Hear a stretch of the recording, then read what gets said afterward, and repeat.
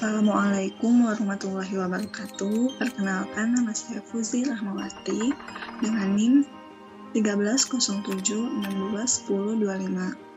Saya dari Prodi Kimia kelas 4 angkatan 2021. Di sini saya akan menjelaskan tentang respirasi anaerob.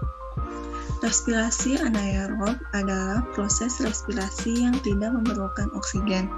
Salah satu contoh proses ini adalah proses fermentasi. Respirasi anaerob dapat terjadi pada manusia dan hewan jika tubuh memerlukan energi secara cepat. Pada mikroorganisme seperti bakteri dan jamur, respirasi anaerob dilakukan karena keadaan lingkungan yang tidak memungkinkan dan belum memiliki sistem metabolisme yang kompleks. Respirasi anaerob terjadi di bagian sitoplasma yang bertujuan mengurangi senyawa organik. Pada respirasi anaerob menghasilkan sejumlah energi yang lebih kecil yaitu 2 ATP. Ini terjadi pada tahap glikolisis. Gula dapat dipecah untuk menghasilkan total 2 ATP dan tidak memerlukan oksigen. Meskipun energi yang dihasilkan jauh lebih kecil daripada respirasi aerob, jumlah ini cukup bagi mikroorganisme dan energi awal bagi hewan. Selain menghasilkan ATP, glikolisis juga menghasilkan NADH dan NAD+. Tanpa suplai NAD+ yang memadai, proses glikolisis pada respirasi anaerob dapat berhenti. Oleh karena itu, organisme yang melakukan respirasi anaerob harus mampu mengoksidasi NADH dan menjadi NAD+ kembali. Berdasarkan hal tersebut, terdapat 2 cara respirasi anaerob yang dilakukan organisme, yaitu fermentasi asam laktat dan fermentasi alkohol. Fermentasi asam laktat. Fermentasi asam laktat yaitu respirasi anaerob yang menghasilkan asam laktat sebagai produk akhir. Fermentasi ini terjadi pada kelompok bakteri pemecah gula susu atau laktosa, sehingga kelompok bakteri ini digunakan untuk pengolahan susu untuk menghasilkan produk susu fermentasi pada penerapan bioteknologi konvensional. Meski demikian, pada tubuh hewan dan manusia dapat memilih jalur ini ketika kondisi tertentu yang tidak memungkinkan untuk respirasi aerob.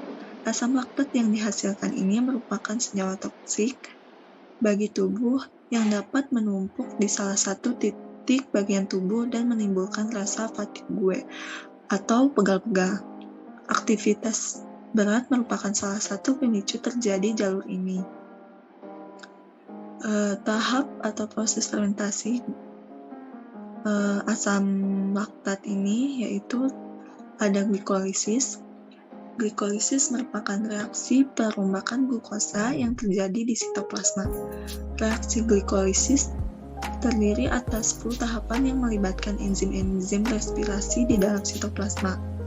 Pada tahapan awal merupakan tahapan yang memakai energi, sementara pada tahapan akhir adalah reaksi pembentukan energi.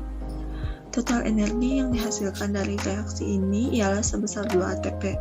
Selain itu, produk dari perombakan glukosa adalah 2 asam piruvat dan produk samping berupa 2 NADH. Seperti jalur respirasi anaerob, fermentasi asam laktat hanya berlangsung di dalam sitoplasma. Senyawa yang terbentuk dari glikolisis atau asam piruvat akan direduksi menjadi senyawa 1-ain yang tepat berlangsung di dalam sitoplasma. Selanjutnya itu reduksi asam piruvat. Tahapan selanjutnya ialah terjadinya reduksi asam piruvat hasil perombakan glukosa di dalam sitoplasma atau glikolisis. Fermentasi asam laktat merupakan jalur fermentasi yang menghasilkan asam laktat sebagai produk akhir. 2 molekul asam piruvat hasil dari perombakan 1 molekul glukosa akan direduksi menjadi 2 molekul asam laktat yang merupakan senyawa karbon 3. Dalam reaksi reduksi ini akan memerlukan ion hidrogen yang akan diambil dari 2 senyawa NADH. NADH produk samping glikolisis. Dengan demikian, hasil akhir dari tahapan fermentasi asam laktat ialah 2 molekul asam laktat dan 2 molekul NAD. Selanjutnya yaitu fermentasi alkohol. Serupa namun tak sama dengan fermentasi asam laktat, fermentasi alkohol merupakan jalur respirasi anaerob. Hanya saja perbedaan terletak pada pengolahan 2 asam pirufat hasil glikolisis. Fermentasi alkohol menghasilkan senyawa alkohol atau etanol sebagai produk akhir dalam reaksinya. Fermentasi alkohol terjadi pada kelompok kamir atau jamur uniseluler, beberapa tumbuhan, alga, dan bakteri. Energi yang dihasilkan pada fermentasi alkohol juga sama dengan fermentasi asam laktat. Organisme yang menempuh jalur ini sebagai reaksi penghasil energi dimanfaatkan untuk memfermentasikan makanan dari karbohidrat untuk menghasilkan alkohol seperti tape, tuak, sake, bir, wine, dan lainnya. Alkohol merupakan senyawa kimia yang memiliki ciri khas dan rasa yang menimbulkan kenikmatan bagi peminumnya. Sifat lain yang dimiliki oleh alkohol ialah mampu menghilangkan kesadaran serta mampu memberikan rasa hangat. Proses tahapan fermentasi alkohol ialah glikolisis, yaitu reaksi perombakan glukosa yang berlangsung di dalam sitoplasma menghasilkan 2 molekul asam pirufat, 2 ATP, dan 2 NADH. Tahapan glikolisis pada fermentasi alkohol adalah sama seperti fermentasi asam laktat ataupun pada respirasi aerob. Reaksi ini melibatkan enzim-enzim respirasi dan akan menghasilkan 2 molekul asam pirufat yang merupakan senyawa berkarbon 3 sebagai substrat untuk reaksi berikutnya. Lalu reduksi asam pirufat. 2 asam pirufat hasil dari glikolisis akan direduksi menjadi molekul asetildehid.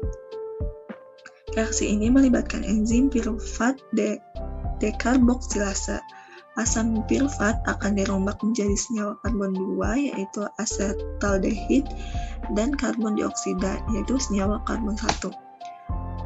Sehingga dalam reaksi ini yang terjadi di sitoplasma akan dihasilkan 2 molekul karbon dioksida yang akan dibebaskan ke udara, sementara 2 molekul asetaldehid akan menjadi substrat untuk reaksi berikutnya. Lalu ada reaksi asetaldehid.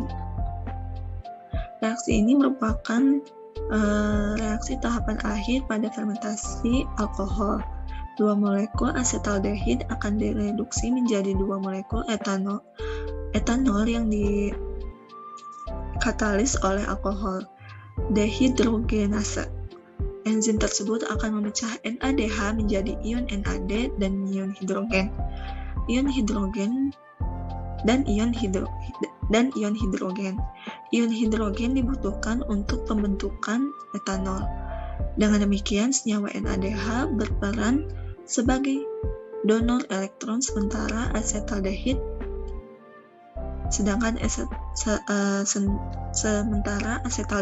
adalah akseptor elektron. Hasil akhir dari reaksi ini ialah terbentuknya 2 molekul etanol dan 2 molekul karbon dioksida. Demikian presentasi dari saya. Kurang lebihnya mohon maaf. Terima kasih. Wassalamualaikum warahmatullahi wabarakatuh.